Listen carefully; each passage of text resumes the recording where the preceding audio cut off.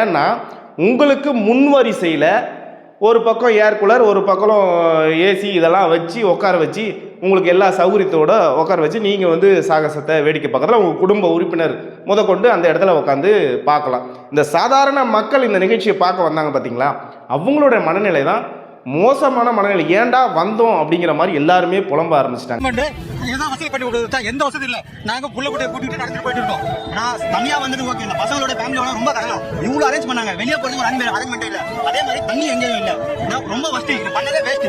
சொல்லப்போனா சொல்லுங்க, நான் மீடியா சொல்லுங்க.